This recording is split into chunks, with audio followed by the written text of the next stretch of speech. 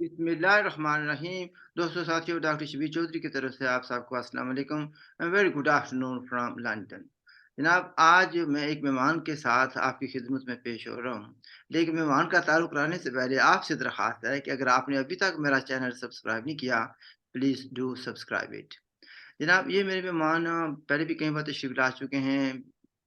Kashmir national party के chairman जनाब अब्बास भट्ट साहब खुलकर बात करते हैं, लेकिन इन दोनों मसरूफ़ियत थी उनकी भी और मेरी भी कुछ ऐसे रहा साहब रहा।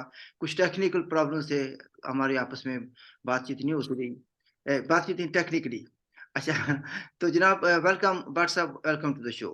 थैंक यू डॉक्टर साहब, thank uh, you very much. इस वक़्त भी मतलब मैं तो समझा था कि मैं भी मेजबान हूँ, मेहमान तो कभी मैंने समझा नहीं, लेकिन चलो आज मेजबान हैं तो मैं मेजबान बनते हैं। भट्ट साहब, टेक्निकल प्रॉब्लम्स आपको पता है स्टिल हैं। अच्छा, मैं हम्म, ये आपसे सवाल ये करना चाहता हूँ कि मैंने चंद दिन पहले प्रोग्राम किया था। वसीम जो हैं हमारे साथी मलिक साहब।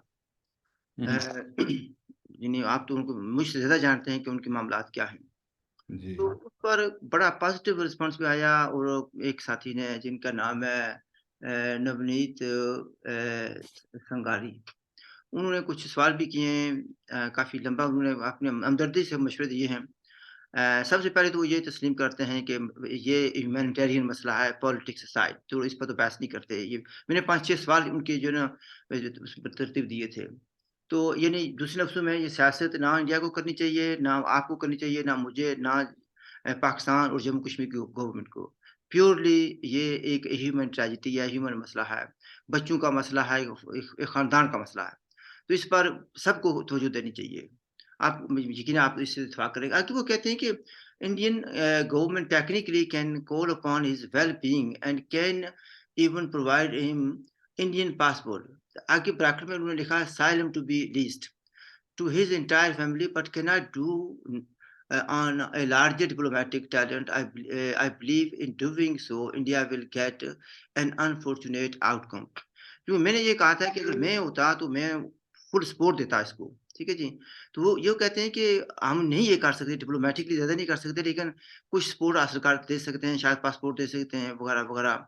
और असाइलम का भी उन्होंने जिक्र किया। आप इस पर कुछ तबसरा करना चाहेंगे?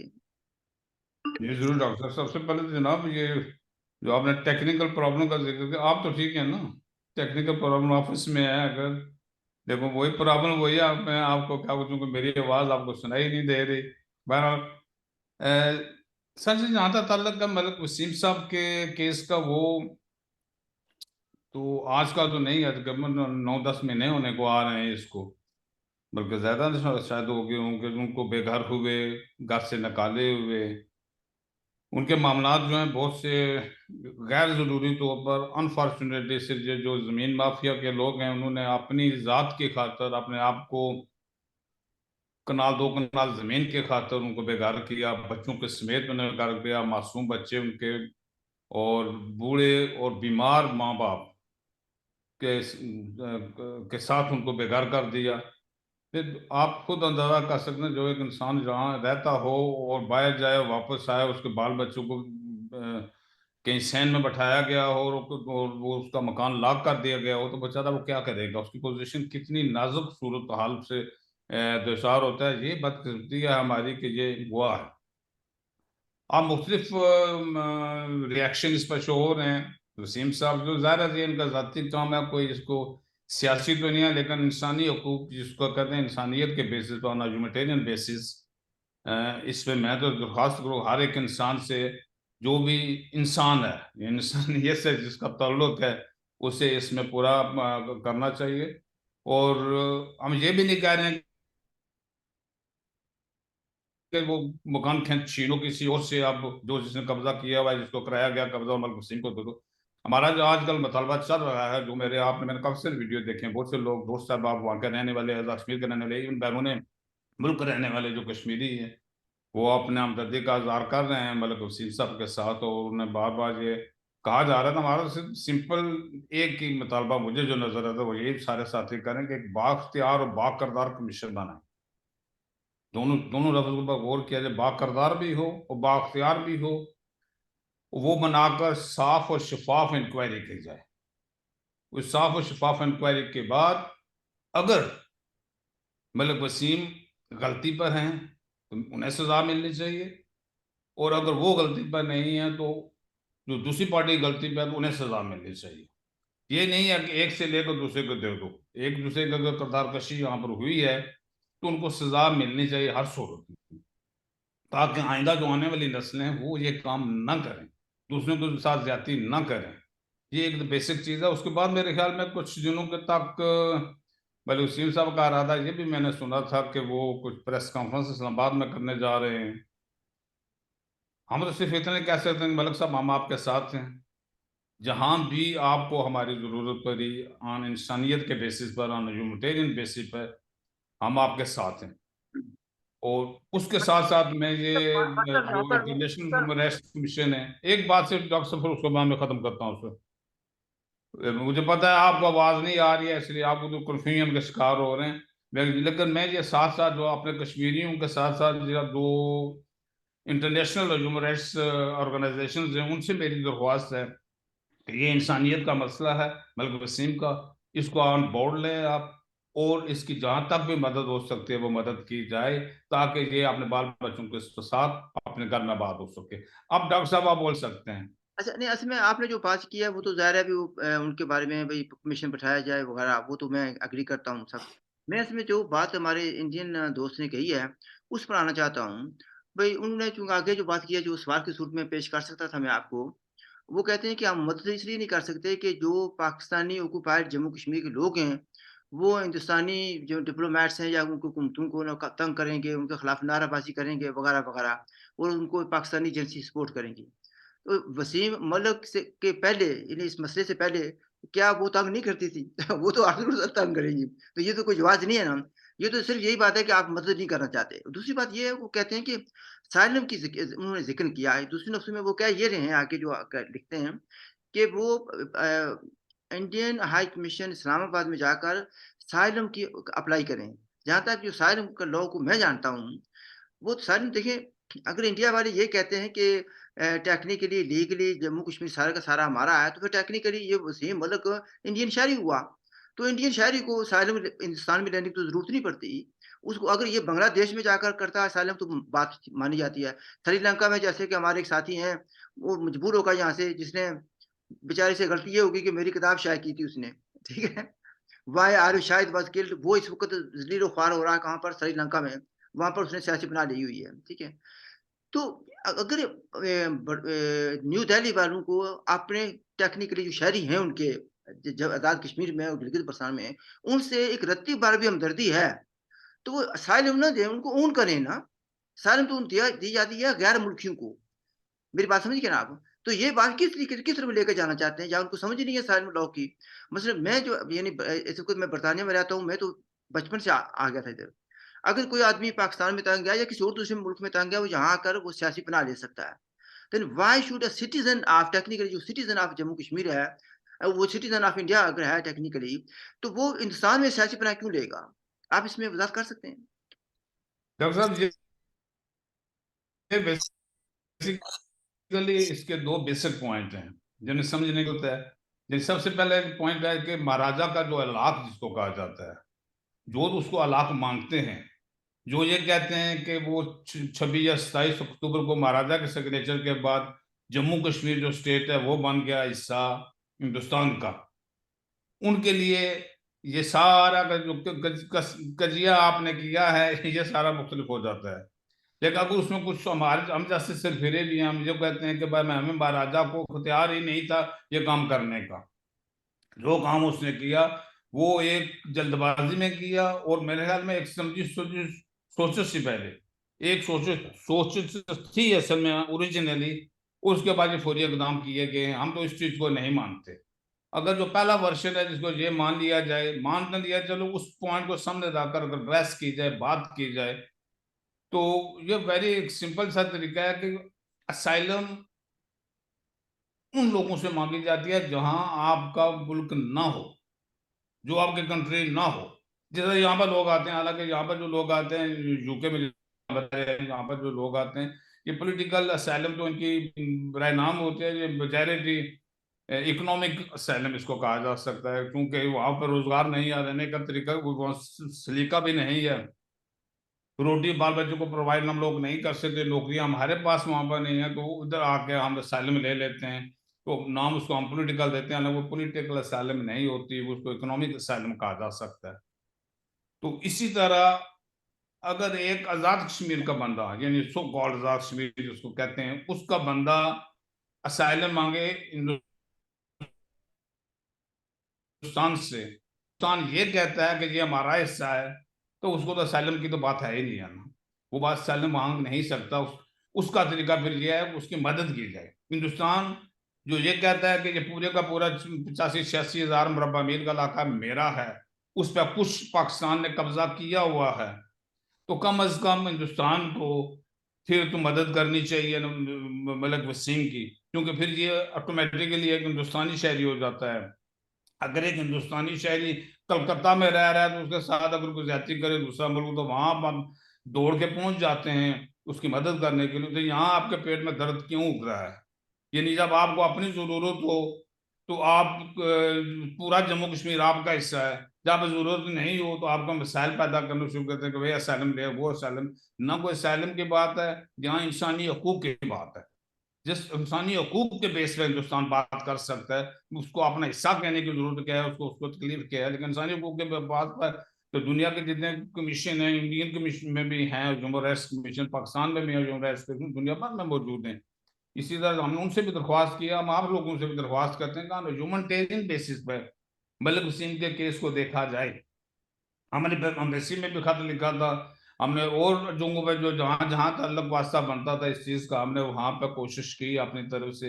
लेकिन मुझे ये कहते हुए अफसोस हो रहा है कि वो तस से मस नहीं हो रहा कोई। यहाँ एम्बेसी वालों ने इतनी भी तकलीफ गवारा नहीं की कि खत का जवाब ही आप दे दें। और वो इमरान खान के दौर में था, अब तो इमरान 6-7 में ऊपर हो गए हैं ना, जो जो ओवरसीज लोग जहाँ पर आबाद में कश्मीरी हैं, मेजॉरिटी उनमें पाकिस्तानी भी हैं, उनको वो अच्छे लगते हैं क्योंकि पाउंड और डॉलर यहाँ से जाते हैं। लेकिन जब उनको जरूरत पड़ती है, तो उनको मिसाइल का सामना कर पता है, जैसे हम रिक्वेस्ट कर रहे थे कि भाई क्या हमारा एक केस है, ये मलिक वसीम हमारा भाई है, हमारा दोस्त है, हमारा साथी है, हमारे स्टेट में रहने वाला एक इंसान है जिसके साथ ज्यादती हुई है, तो इस ज्यादती का अजाला किया जाए और जो उसके हकूक बनते हैं उन हकूक दिए जाएं उसको। एक इनको ये नहीं कहा जा रहा है कि मकान छीन कर दे दो उसको, ये कहा जा रहा है कि कमीशन बनाओ, एक ग्रुप बनाओ, एक जुडिशरी में बैठाओ, किस जो मर्जी तरीका अख्तियार करो, तो कम अज कम के एक साफ और शफाफ इंक्वायरी हो, और उसके नतीजे में जो वो जिस नतीजे पर भी वो कमीशन में पहुंचे वो हमें मंजूर होगा। लेकिन शर्त यह है कि बाख्तियार व साफ होना जरूरी है इसके लिए। तो जहां तक आपने बाकी बात की है असैलम वगैरह की, जो तो मैं किसी ने मजाक ही कर रहा है कि असैलम लेगा, कौन लेगा, किससे लेगा असैलम, कहाँ से लेंगे। हाँ, मलिक वसीम ने शुरू शुरू में जज्बात में जब आया था ये उससे में बात कह दी थी, उस बात की कोई औकात नहीं है। और मेरे अपनी सोच के मुताबिक we are not part of India, we never been a part of India.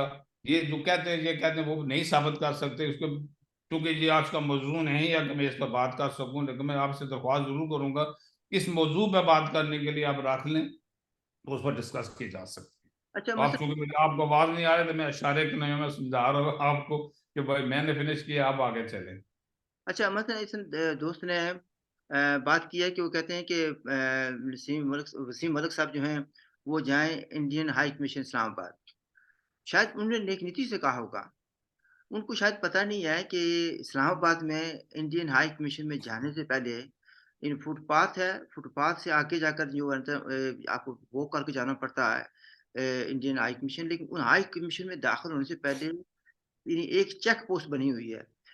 उस चेक पोस्ट पर वो जो नहीं वो दूसरों में टेक्निकली वो इंडियन हाई कमीशन का हिस्सा नहीं है, वो बाहर बनी हुई है, ठीक है? तो वहाँ पर आईएसआई वाले होते हैं, आईबी वाले होते हैं, एफआईए वाले होते हैं, यानी एजेंसियाँ होती हैं, वो पूछती हैं कि आपको क्या तकलीफ है, क्यों जा रहे हैं? तो वो तो बेचारे को वहाँ से ही पकड़ लेंगे, अंदर जाने ही नहीं देंगे उनको। तो ये तो उनको पता नहीं है ना कि और अगर चले जाएँगे तो फिर उसको फ़र्ज़ किया किसी तरीके से अंदर चले भी जाएँ, तो फिर वसीम मल को हम भी तलाश करते रहेंगे और उसके घरवाले भी तलाश करते रहेंगे। तो ये ये सर हो सकता है, लेकिन मेरे ख्याल में ये जो भाई साहब ये सवाल कर रहे हैं या मशवरा दे रहे हैं, मेरे ख्याल में वो मजाक ही कर रहे हैं। नहीं उन्हें मैंने हकीकत का बिल्कुल इल्म है। नहीं मेरे ख्याल तो में अपने असाइलम की बातें जो कर रहे हैं ना, दूसरी बातें कर रहे हैं, डेफिनेटली उन्हें इल्म है कि वहां जाने के कॉन्सिक्वेंसेस क्या होंगे।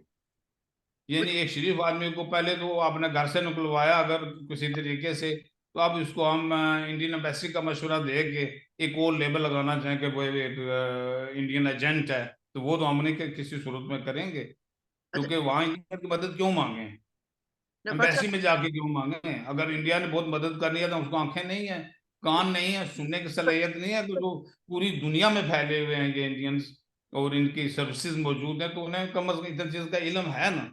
वो अगर मदद करना चाहें तो करें, उसकी मदद को कौन मदद से रोक रहा है। नहीं, मदद तो इंडिया वाले कर सकते हैं, अगर चाहें तो कर सकते हैं, इसमें there is no doubt about it.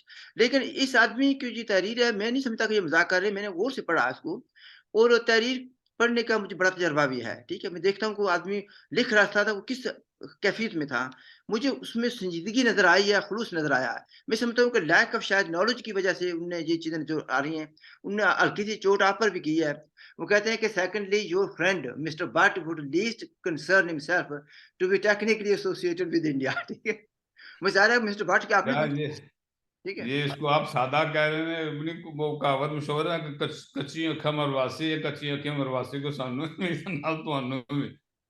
ना इंडिया मदद करना चाहता है, उसको कोई दिलचस्पी नहीं है, और पाकिस्तान को भी कोई दिलचस्पी नहीं है। They are interested in part जो है ना जम्मू कश्मीर में, उनको इंटरेस्ट वहीं पर में खत्म हो जाता है। उन्हें जम्मू कश्मीर के लोगों से किसी को कोई दिलचस्पी नहीं है, ना पाकिस्तान को है ना हिंदुस्तान को है। उन्हें जो चाहिए, आजाद कश्मीर इनको मिल गया, गिलगित बल्तिस्तान इनको मिल गया, जम्मू कश्मीर लद्दाख उनको मिल गया, मजे कर रहे हैं अपने, ठीक है भाई, मौजें ही मौजा। बट साहब टुवर्ड्स द एंड क्या हम इस पर एग्री कर सकते हैं या अगर आप नहीं एग्री करते हो तो मुझे बता दें। भई इंडिया और पाकिस्तान दोनों अपने-अपने मफादात के तहत पॉलिसियाँ बना रहे हैं जम्मू कश्मीर पर। जम्मू कश्मीर के लोगों की उनको इतनी कोई ज़्यादा परवाह नहीं है। बज़ाहिर वो ये कहेंगे कि हम बड़े हमदर्द हैं, उनको ख़्याल रख रहे हैं। अगर जम्मू के अंदर या लद्दाख के अंदर या वैली ऑफ कश्मीर के अंदर वो कुछ लोगों का ख़्याल रख रहे हैं, इसका मतलब ये नहीं है कि वो सारे सिटीज़न ऑफ जम्मू कश्मीर का ख़्याल रख रहे हैं। People on this side of Pakistani side of the divide suffer कर रहे हैं। इंडिया ने उनको मदद करने के लिए उनके हेल्प कर सकते हैं, लेकिन नहीं कर रहे। आपको याद होगा कि कितनी बार ये बातें हुई हैं। अगर वो चाहें तो लोगों को एजुकेशनल रीज़न पर भी वहाँ पे बुला सकते हैं। जैसे कि अफ़गानिस्तान के बहुत से लोग वहाँ पर स्टडी कर रहे हैं। तो क्या आज़ाद कश्मीर के गिलगित के लोग क्यों नहीं जा सकते? इसी तरीके से पाकिस्तान को वादी कश्मीर के मुसलमानों का यानी पंडितों का नहीं या हिंदू या डोगरा का नहीं या बुद्धिस्ट का फ़िक्र नहीं है। लेकिन वहाँ के मुसलमानों का फ़िक्र है, लेकिन जो मुसलमान जम्मू कश्मीर के गिलगित बल्तिस्तान में रहते हैं या आज़ाद कश्मीर में रहते हैं, उनकी परवाह नहीं है। तो क्या मैंने गलत तो नहीं कह दिया? फ्लोर इज़ योर्स ये बाय काफी हद तक डॉक्टर साहब आई एग्री विद यू, लेकिन असल में बात इस वक्त है कि ये अगर बातें होती ना कोई 20 साल पहले, 30 साल पहले, 40 साल पहले, 50 साल पहले, तो जहन मानता था। तो उस वक्त हिंदुस्तान एक सेकुलर हिंदुस्तान था। अब जो हालत है अंडर नरेंद्र मोदी साहब के जेर तसल्लुत या जिस तरह भी उसका अल्फाज का चुनाव आप कर लें, उनको जो हिंदुस्तान मिला है इस वक्त, वहां पे वादी वालों को या श्रीनगर वालों को, लद्दाख वालों को छोड़े ना, उसमें तो मुसलमान जो है वो दिल्ली में भी महफूज नहीं है, वो कलकत्ते में भी महफूज नहीं है। रोज खबरें देख रहे हैं कि आ रही, कुछ जंगी खबरें तो नहीं आ रही हैं ना, ये खबरें आ रही हैं। तो लिहाजा मैं तो किसी को ये मशवरा नहीं दूंगा कि वो हिंदुस्तान की सरजमीन में जाके कदम रखे। इवन मकबूजा कश्मीर जिसको कहते हैं, वहां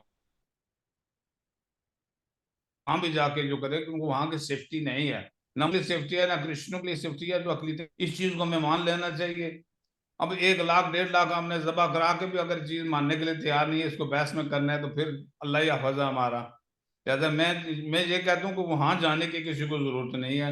वहां we are not safe, Muslims are not safe in India. अच्छा चलिए वो तो फिर इंडिया का थोड़ा-सा टॉपिक अलग हो जाता है। पर एनीवे टू कंक्लूड दिस कि हमें ये चाहिए कि इंडिया और पाकिस्तान की पॉलिसीज़ अपनी-अपनी हैं। They are not pro Jammu Kashmir people ठीक है जी? और हमें चाहिए कि किसी न किसी तरीके से अपने शहरियों की मदद करनी चाहिए। और जो ये हमारी पार्टीज़ हैं, नेशनलिस्ट हैं, दूसरे हैं, तीसरे हैं, उनको भी हर सूरत में वसीम साहब की हमायत करनी चाहिए, उनको सपोर्ट करनी चाहिए। हर लिहाज़ से फ़ाइनेंशियली, पॉलिटिकली हर लिहाज़ से उनको मदद करनी चाहिए। क्योंकि वसीम मलिक साहब इस वक़्त जहाँ तक मैं जानता हूँ, वो शायद काम भी नहीं करते, बेरोज़गार हैं। भाई अपना घर छोड़ के जब आ गए रावलपिंडी में रह रहे हैं तो वो काम कहाँ से करेंगे? और जहाँ तक मैं अगर जानता अपने शहर में होते तो बहुत तो ज्यादा छोटा मोटा काम तो वो कर रहे थे अपना, लिहाजा आई एग्री विद जो डॉक्टर साहब के हमें जहां भी हो सके, जितना भी हो सके, हर लिहाज से, फाइनेंशियली भी और फिजिकली भी, मॉरली भी, जहां तो हो सके हमें उनकी मदद करनी चाहिए। तो ये एक हमारे भाई हैं, हमारे वतन के बाशिंदे हैं, कश्मीरी हैं ये बेसिकली। वो बिल्कुल इनका बावजदाद तो मकबूजा कश्मीर से शिफ्ट होके इधर आए थे, तो हमें कम अज कम जर्नलिस्टली इनको मदद की जरूरत है। हमसे तो जो हो सका, जहाँ तक मेरी जात का तल्लक, आपको भी पता है कि हम करेंगे, वो करते भी रहते हैं कि जहाँ तक मुमकिन होता है। लेकिन इनको सबसे ज्यादा जरूरत है, ये प्रेस कॉन्फ्रेंस होगी उसके बाद शायद इनका मार्च वगैरह का प्रोग्राम हो, तो कम से कम हमें चाहिए कि मैन पावर की जरूरत है वहां पे। अपने बड़े बड़े लीडर बने हुए हैं हम, दर्जन बार हमारी जो है ना वो खुद मुख्तार कश्मीर की जमायतें पड़ी हैं, वो दर्जन बार उनके आगे ग्रुप बने हुए हैं। तो कम से कम हमें इनकी मदद जरूर करनी चाहिए। तो मेरे ख्याल में वक्त तो हो रहा है, तो हूँ। मैं कहूँगा, टू कंक्लूड मैं सिर्फ ये कहूँगा कि अगर आप जम्मू कश्मीर के शहरियों के हमदर्द हैं, आपको इंसानी हकूक की हमदर्दी है, एक ख़ानदान की हमदर्दी है जो सफ़र कर रहा है, तो इसका मैं ये कहूँगा कि stand up and be counted, help करें उनकी, ठीक है? एग्री। ये नहीं है कि मतलब आप कितने लोग हैं, आपको पता होना चाहिए कि ताज़ा हवा पर ज़िंदा नहीं रह सकता कोई। उनका भी पेट है, उनकी कोई ज़रूरियात हैं, उनको मदद की ज़रूरत है। मैं फिर यही कहूँगा, स्टैंड अप, हेल्प वसीम साहब एंड हिज़ फैमिली। और कल खुदा ना ख़ास्ता अगर आप पर कोई मुसीबत आती है तो दूसरे लोग आपको मदद करेंगे। अगर आप मदद नहीं करेंगे किसी को, तो no one will come and support you. I leave it at that. But साहब आपका शुक्रिया। बहुत सी बातों से बहुत शुक्रिया डॉक्टर साहब, सो नाइस ऑफ यू जनाब। खत्म करते हैं। जनाब हमारी तरफ से खुदा हाफ़िज़ एंड लुक आफ्टर योरसेल्फ। अल्लाह हाफिज। अल्लाह हाफ़िज़।